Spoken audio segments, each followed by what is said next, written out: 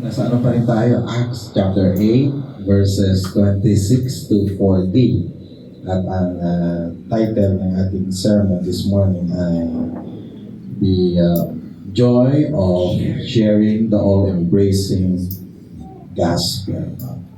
Yung kagalakan na ibahagi itong ebanghelyo na yumayakap sa lahat. No? Ebanghelyo na para sa lahat. No? Hindi para sa ilan, kundi para sa lahat. Kilala niyo ba itong picture na ito? Yan. Oh, you know this person, no? Isa sa masikat na missionary, si James Hudson Taylor. He came from England at pinadala sa China. At dito nagsimula na, kasi before yung strategy na going inland, no, for mission, ang sinundan niya yung mga reaching the coastal areas. No? Yan muna. Pupuntahan yung mga coastal areas. Kasi during that time, wala pa naman develop roads, no? Going inside the mainland. At ito yung mga unang pagkakataon na ang focus naman is to go inland. So, James Hudson Taylor started the China Inland Mission. Doon nag-start siya. China Inland Mission. Tapos naging komunista ang China. Yung mga missionaries from England, umalis na ng China at itinayo, nung nagkalat-kalat na sila, itinayo nila ang Overseas Missionary Fellowship, OMF. So yung OMF galing sa China Inland Mission. Ngayon, isa sa strategies ni James Hudson Taylor, yan, sige, lipat natin. Isa sa kanyang strategy is to adapt the culture of the target people group. Yan, tingnan nyo. Yun siya, no? Nagbihis, in-check, pati yung buhok niya, di ba? Yung style na kalburito at mahaba ang buhok dito. Kaya naman Chinese na. Kalburito at dito mahaba. Ginawa niya yun. Hindi nagustuhan ng ilang mga English. Sabi nila, ano ka ba, Hudson Taylor? Hindi yan ang pagiging decent o hindi yan ang pagiging educated o cultured. Ba't ka nagpapaka-Chinese? Dapat magbihis ka ng mga bihis ng mga taga-Inglaterra. So, hindi siya paniniwalaan ng mga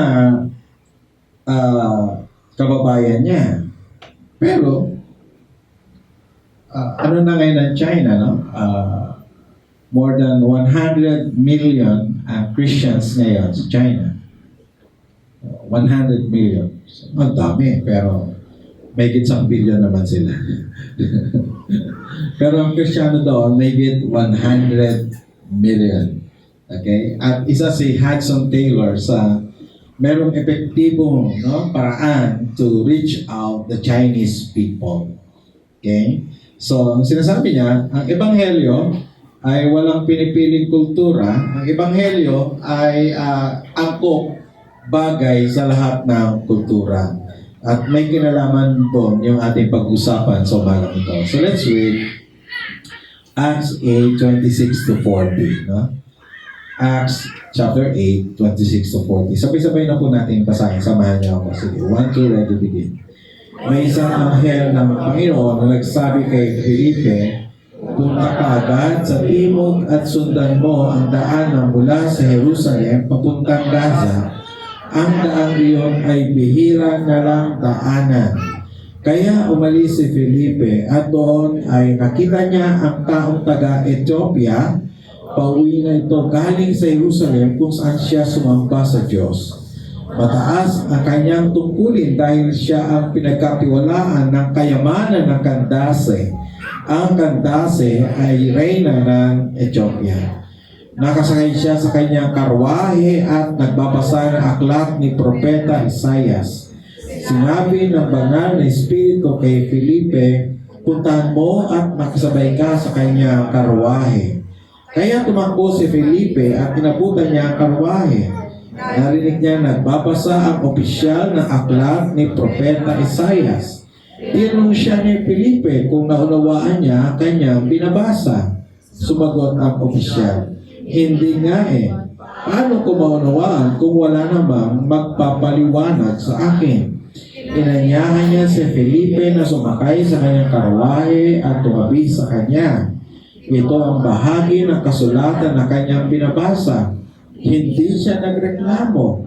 Katulad siya ng tupa na dinadala sa katayan. O kaya isang munting tupa na walang imik habang ginugupitan. Hinamak siya at hinatulan ng hindi tama. Walang makapagsasabi tungkol sa kanyang mga lahi dahil pinaikli ang kanyang buhay dito sa lupa. Sinabi ng opisyal kay Felipe, sabihin mo sa akin kung sino ang tinutukoy ng propeta, ang sarili ba niya o ibang tao? Kaya simula sa bahaging iyon ng kasulatan, ipinaliwanag sa kanya ni Felipe ang magandang balita tungkol kay Jesus. Habang nagpapatuloy sila sa paglalakbay, nakarating sila sa lugar na may tubig. Sinabi ng opisyal kay Felipe, may tubig dito. May dahilan ba para hindi ako mabautismuhan? Sumagot si Felipe sa kanya, maaari ka ng bautismuhan kung sumasampalataya ka ng buong puso. Sumagot ang opisyal, oo, sumasampalataya ako na si Jesucristo ang anak ng Diyos. Pinahinto ng opisyal ang karwahe at lumusong silang dalawa sa tubig at binautisman siya ni Felipe. Pagkaahon nila sa tubig, bigla na lang kinuha si Felipe ng Espiritu ng Panginoon. Hindi na siya nakita ng opisyal, pero masaya siya nagpatuloy sa kanyang paglalakbay. Namalayan na lang ni Felipe na siya'y nasa lugar na ng Azotus. Nangaral siya ng magandang balita sa mga bayan na dinadaanan niya hanggang makarating siya sa Cesarea. Maganda yung istorya. At doon sa istorya ay pinapakita na talagang bahagi sa responsibilidad ng isang mananampalataya ang pag-share ng gospel, no? Evangelism. Evangelism is part of our duty as believers. Okay? Hindi siya katulad ng Buddhism. Sa Buddhism, hindi inutusan ng mga miyembro ng Buddhist religion to share their faith. No, walang ganon. Sa Hinduism, ganon din. Hindi sila tinuturuan na i-share yung kanilang faith. But in Christianity, that is part of our responsibility to share the gospel. Kaya may tinatawag na mga evangelist at si Felipe ang isa sa unang concrete example of an evangelist. Philip is an evangelist. Okay? So, from being a deacon to evangelist. Ngayon, ang mabuting balita na yumayakap at nagdadala ng pagpapala sa ng tao, una, ito'y mula sa Diyos at ito ay gawa ng Diyos. Can you say amen to that? Amen. No? Yung ebanghelyo na sinishare natin, hindi yan invento ng tao. Ito'y galing sa Diyos. Ibinabahagi lang natin sa iba. Sabi nga ni Pablo in Galatians chapter 1 verse 11, and please read with me. Gusto kong malaman ninyo, mga kapatid, na ang magandang balitang ipinangaral ko sa inyo ay hindi gawa-gawa lang ng tao. No? The all-embracing gospel is divinely originated. No? It came from God. No? Why? Because our God is a missionary God. He's a missionary God. Hindi siya nanatili sa langit at pinabayaan ng tao. Hindi ganun ang ating Diyos. Ang ating Diyos ay, dahil sa kanyang pagiging misyonero, siya mismo bumaba dito sa lupa para ipahayag sa atin na mabuting balita. And Jesus is the gospel. Amen? Si Jesus ang ebanghelyo, si Jesus ang mabuting balita. At si Jesus ay hindi gawa ng tao. Hindi gawa ng tao. Di ba? Sabi nga, meron siyang virgin birth. Di ba? Pinanganak siya sa pamagitan ng isang birhen at sa pamagitan ng banal na Espiritu, the Holy Spirit, conceived Mary. Okay? So, this gospel, Jesus, the gospel, is divinely or was divinely originated. Kaya naman, God pushes forward the gospel. Siya na mismo. Now, siya lumikha, galing sa Kanya, kaya siya rin ang nagsusulong. Siya rin ang unang papahayag. No? Siya nag-i-initiate. Kaya nga dito sa verse 26, sabi ka nun, may isang anghel ng Panginoon na nagsabi kay Felipe. Siguro si Felipe may ibang gustong gawin. Nung araw na yon, meron siyang ibang schedule. But the angel of the Lord came at sabi sa kanya, pumunta ka agad sa timog at sundan mo ang daan na mula sa Jerusalem. Pag sinasabi yung mga daan mula sa Jerusalem, ang ibig sabihin nun ay galing sa pagsamba. Pag mababasa niyo sa Bible yung word na a person came from Jerusalem, ang ibig lang sabihin nun, katatapos lang sumamba ng tao. No? At yung daan na yun ay it's not a common way, no? At sabi sa verse 27, kaya umalis si Felipe at doon ay nakita niyang taong taga-Ethiopia. Pauwi na ito galing sa Jerusalem kung saan siya sumamba sa Diyos. No? Ayun, binanggit na rin. Kung saan siya sumamba sa Diyos, mataas ang kanyang tungkulin dahil siya ang pinagkakatiwalaan ng kayamanan ng Kandase. No? He is not a Jew. He is an Ethiopian. He is a black person. No? So, paniguradong hindi siya talaga nakasamba sa loob. Okay, nandun lang siya sa court of the Gentiles, sumamba kahit pa mataas ang katungkulan niya. Okay, pero nagpunta siya from Africa, pumunta ng Jerusalem, ng Canaan, ng Palestine, to worship Yahweh.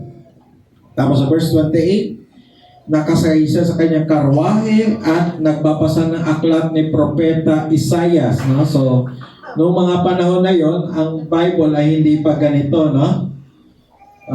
Pira-piraso, bawat aklat dala mo, isang balumbon, no? Scroll. Scroll ni Isaiah dala niya. Kasi kung dadali niya lahat ng scroll, hindi kasya sa karwahe, no? So, ang dala niya ay scroll ni Isaiah, at doon sa scroll ni Isaiah, may binabanggitan tungkol kay Jesus. Okay? And then verse 29, bukod sa angel, the Holy Spirit Himself said, no? Puntahan mo at makisabay ka sa kanyang karwahe. Si Felipe sumusunod lang. Pero ang nagda-direct is God. God is the director of His mission. Hindi tao. God is the initiator. No? Siya ang nag-i-initiate. Ang Diyos ang naghahanda. Si Felipe na isa sa 7 tagapaglingkod na tawag natin ay diakono, na naging missionary, naging evangelist, ay sumusunod lamang sa guidance ng Diyos. Una sa pamagitan ng angel at pangalawa sa pamagitan ng Holy Spirit. No? Kaya nga dapat mga kapatid, we should be sensitive to the leading of the Holy Spirit, to the leading of God. No? May isang pagkakataon sa buhay ko na hindi ako sensitibo, no? Yung kaibigan ng aking kapatid ay from the group ng LGBT something. One night, patulog na ako, tumawag siya, siguro mga 12 ng gabi. Tapos sabi niya, naumusta siya. Tapos, kumusta lang. Pero nasa isip ko na, siya na ako kaya ng gospel. Nandun na yung isip ko, share ko pa siya ng gospel. Pero, hindi ako, hindi ako, dun sa idea na share ko siya ng gospel over the phone. Sabi ko, gabi na, no? Hindi na yung oras na. So, kumustahan, tapos, okay na, tapos, baba ng phone, tapos tulog na. Wala na kinabukasan, hindi na siya nagising. Ano ako, yung talagang ako na bagabag na I have that chance to share the gospel. Anong gabi yun? Tapos, the following morning, hindi na siya nagising. Kasi parang ipaplano ko pa parang gano'n, ipaplano ko. Ngayon, nag-reach out siya sa akin, share ko ang gospel sa kanya. Yung pala dapat, sa panahon na yun, ibinahagi ko na yung Ebanghelyo. So dapat gano'n, no? Sensitive tayo sa leading ng Holy Spirit. No? And I do believe that tayo mga instrumento lamang, pero God always takes the initiative. No? God is leading us to the open doors. No? Potential person of peace. No? Like Paul in Troas, 2 beses sila na tropa niya pumunta sa Galatia, yung isa naman papunta pa sa isang lugar, pero sabi ng Holy Spirit, no. And then in vision, sabi ng Lord, punta kayo ng Macedonia. At doon yung nakilala si Lydia. Okay? So, yung leading ng Holy Spirit, leading ng God sa atin to where to share the gospel. No? Siya nag-i-initiate. Siya ang nagdadala sa atin. Kaya pag mag-share tayo ng gospel, manalangin tayo, no? Pray tayo, Lord, dito ba? Doon ba? Lord, ngayon ba? I-share ko ba ang gospel? Bigyan mo ako ng pagkakataon. Okay? Sabi dito sa verse 29, sinabi ng banal na espiritu kay Felipe, puntahan mo at makisabay ka sa kanyang karwahe. No? Hindi natin alam on how Philip received this message, no? Pero klaro, no? Very specific. Puntahan mo at makisabay ka sa kanyang karwahe. Okay. Pangalawa, bukod sa ang Diyos ang nag-push forward ang gospel, God made the gospel for everyone. No? Ang ebanghelyong ito, hindi namimili. Kung yung Ethiopian, galing siya doon sa Jerusalem at nag-worship at hindi siya pwede sumama sa mga Israelita, nandun lang siya. Nandun lang siya sa may court of the Gentiles. Malayo doon sa holy place. Okay? Doon lang siya sa malayo. Dito, ang ebanghelyo, walang discrimination. Walang boundary. Lahat pwede. Can you say amen to that? Mahirap, mayaman, anumang kulay mo, no? Ano man ang kulay mo, ikaw ay karapat-dapat tumanggap ng ebanghelyo. Verse 27, kaya umalis si Felipe at doon ay nakita niya ang taong taga-Ethiopia. No? He's a black. He's an African. No? Pauwi na siya. Pabalik na siya ng Ethiopia. Okay? No. Sa Acts 1:8 binanggit yun, pero hindi direct, no? Sabi sa Acts 1:8, and please read with me. Sige nga po. But you will receive power when the Holy Spirit comes on you, and you will be my witnesses in Jerusalem, in all Judea and Samaria, and to the ends of the earth. Pastor, nasaan dyan ng Ethiopia? Nasaan dyan ng Ethiopia? Nandiyan ba yung Ethiopia? Ayan. Sige nga, picture. Tingnan natin yung picture. Ayan. Ayan siya. Okay? He's a black person. No? At si Felipe is an Hellenist, so parang walang problema sa kanya makasalamuhang ibang lahi. Yung mga Hudyo kasi hindi hindi nakikipag-usap sa iba eh. Pero si Felipe walang problema, no? He's an Hellenist, okay? At kausap niya isang itim na tao nga, no? And dun sa Acts, sabi ganun, to the ends of the earth. At yung to the ends of the earth, during that time, yan, ang kahulugan ng praise na ends of the earth, nung panahon na yon is Ethiopia. Okay? Dahil yung Ethiopia is the last territory na sakop ng Roman Empire. Kaya sa kanila, ang Ethiopia ang ends of the earth. Kaya nung sinabi ni Luke na the gospel should be preached in Jerusalem, in Judea, in Samaria, and to the ends of the earth. Ang tinutukoy niya yung sakop ng Roman Empire. Kasi nga po, lahat ng sakop ng Roman Empire can speak Greek. Okay? So, ibig sabihin, yung mga not the apostles, but the Hellenists, kasi mga apostles, Hebrew lang ang kaya nilang nakapagsalita ng kaunti siguro, Baroque na Greek.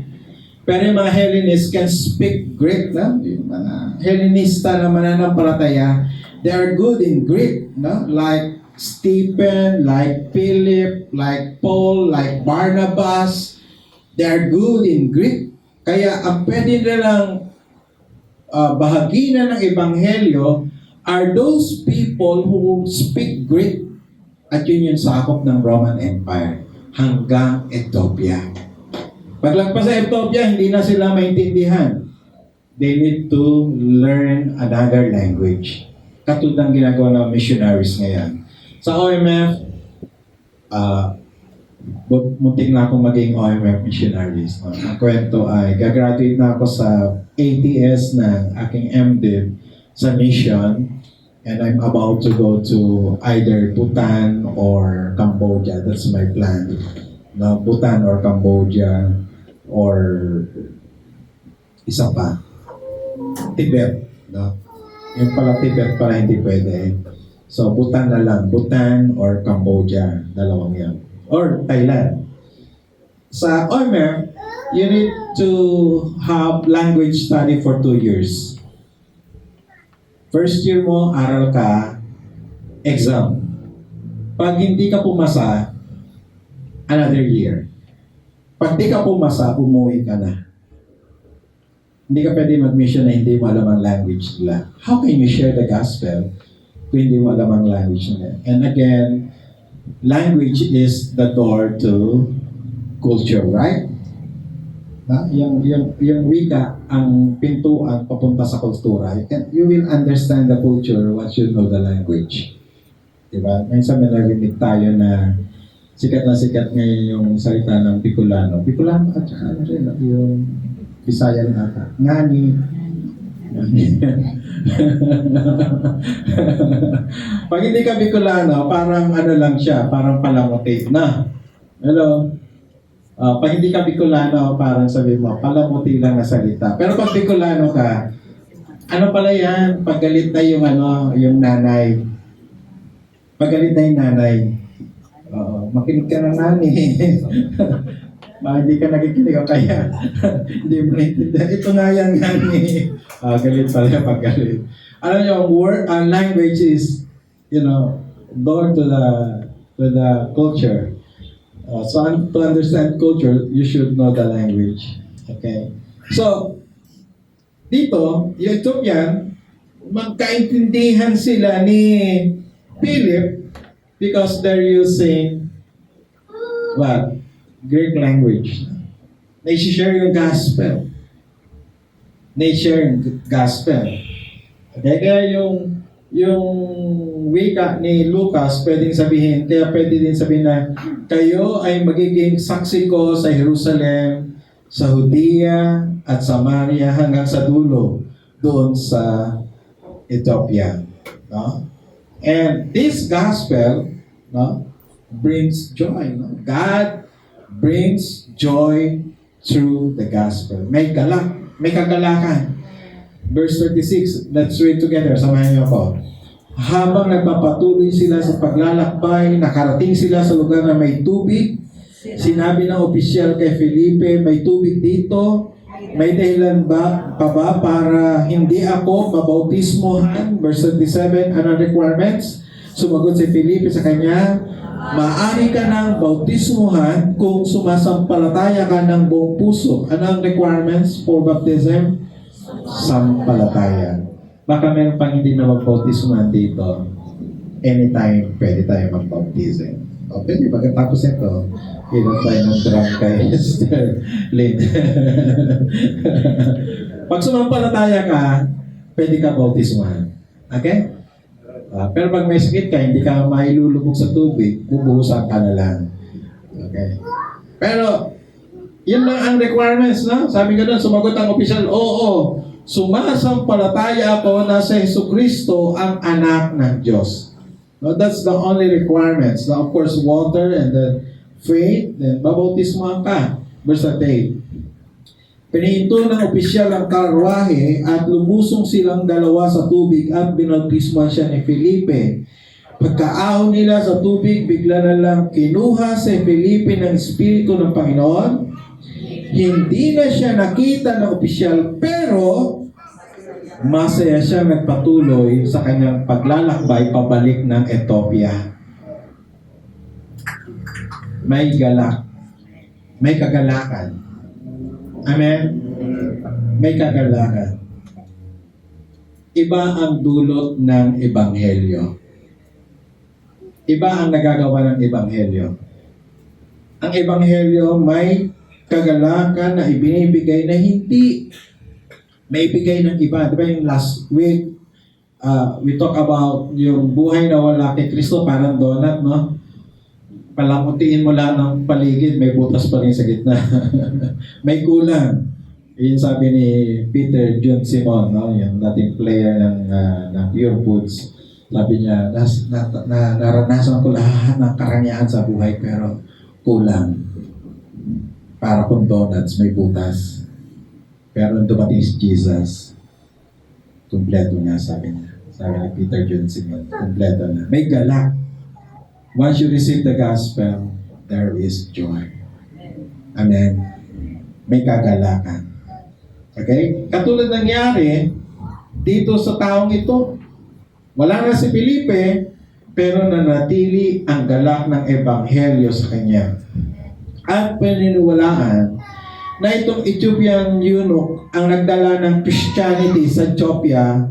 No? Una, dinala niya sa palasyo kung saan siya nagtatrabaho at sa lahat ng Ethiopians. O, tingnan natin to. Look at this picture. Ito ang simbahan sa Ethiopia. Ang simbahan sa kanila hindi pataas. Under the ground. Below the ground. Below the ground. Yung bato, inukit nila. Masarap siguro makapunta dyan. 100 years old na yung, hindi na 100, 1,000 years old pa. Yung ginawa nilang simbahan. Ang tanong, bakit sa ilalim ng lupa, bakit hindi pataas ang simbahan? Kasi nga, nung panahon na, di ba, nag-umpisa yung mga na persecute ang mga Kristiyano, ayaw lang makita yung structure, so itinago nila yung structure sa ilalim. Okay? So ito, mga first century Ethiopian church, no? Nakabaon sa ilalim. Medyo mahal ng pamasahe papuntang Ethiopia, pero maganda puntahan siguro. Una pa yan sa Roman Catholicism. Una pa yan sa mga ibang denomination, Christian denomination. Mas nauna pa. Isa sa pinakamatandang Christian denomination ang Christianity sa Ethiopia. Okay? Gawa sa bato yan. No? Inukit sa bato. Kasi yun ang plano talaga ng Diyos. In Psalm 67:4 said, and let's read together. Kasi nga po, Magsaya ang lahat. Kumanta sa tuwa. Kasi patas ka kung mag-judge sa lahat ng tao. Ginagayad mo ang mga bansa sa buong mundo. Let the nations be glad. Yan ang gusto ng Diyos, to bring His gladness. No? To bring His delight to all the people. Not only the Filipinos. Not only for us. Not only to few, but sa lahat, no? Lahat ng bansa. No, sa panahon pa lang ng Old Testament, ito na yung plano ng Diyos. Ang lahat ng tao sa lahat ng bansa ay magalak sa biyaya ng kaligtasan. At yun ay pinangako at sa pamagitan ni Abraham, no? Yung tawag natin Abrahamic Covenant. And let's read, no? Let's read. Dahil nato ngayon at basahin natin sabay-sabay. Genesis 12:3. Ibe-bless ko ang lahat ng magbe-bless sa iyo. Pero supayin ko ang susumpa sa iyo. Dahil sa iyo, mabe-bless ang lahat ng mga bansa. No? Ito yung dakilang plano ng Diyos. Maranasan ng lahat ang kagalakang nagmumula sa Kanya sa pamagitan ng Kanyang mabuting balita na yumayakap sa lahat. The gospel that we receive is the gospel for all. The all-embracing gospel of Jesus. Mayaman, mahirap, may pinag-aralan, wala. Ano man ang lahi, ano man ang kulay, ano man kalagayan sa buhay, lahat ay yayakapin ng kanyang mabuting balita. Lagi ng Diyos kami nagpapasalamat sa isang napakabiyayang umaga ito. Salamat o Diyos. Pinagtipon mo kami sa lugar na ito para sa isang layunin. Iyon ay kay papurihan. Ikaw ay pasalamatan. Bigay sa inyo pinakamataas na parangal. Pinakamainam na pagsamba. At sa oras na ito, Panginoon, kami patuloy na lumalapit sa iyo. Meron kaming iba-ibang mga kahilingan. Yung iba, kagalingan para sa anumang karamdaman. Lord, thank you. You are our healer. Yung iba, nagpe-pray tungkol sa kanilang work. Iba may struggle sa work nila, Panginoon. Maybe nahihirapan.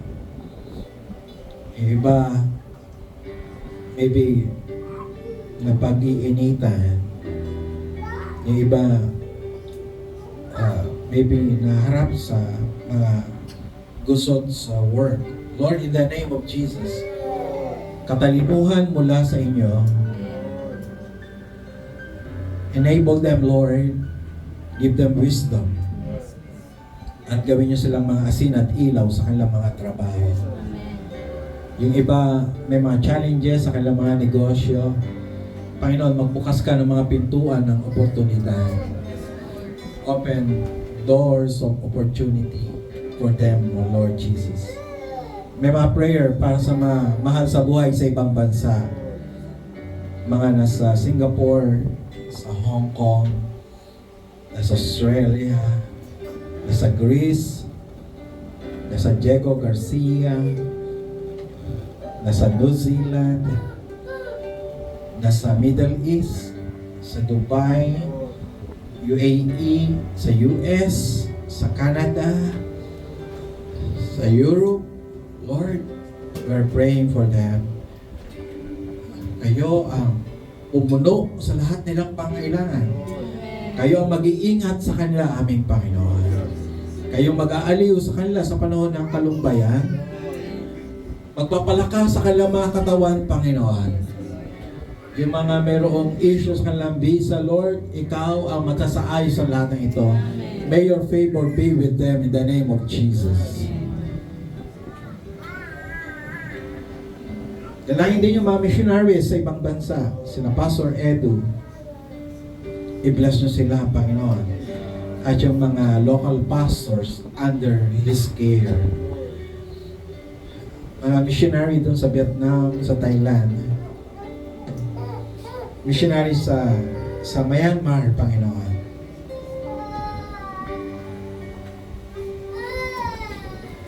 Mga missionaries sa mga restricted areas like China, like Muslim countries. Lord, we're praying for them. Samahan mo sila, Panginoon.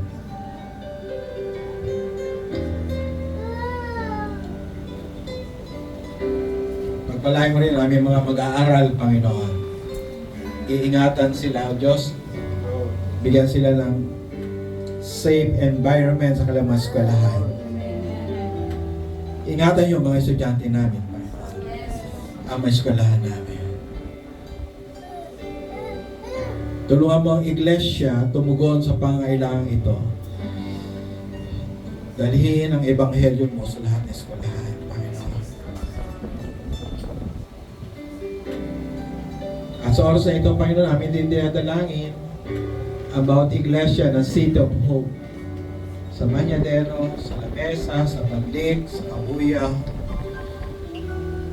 sa Dasma, sa Southfield 3, Muntinlupa,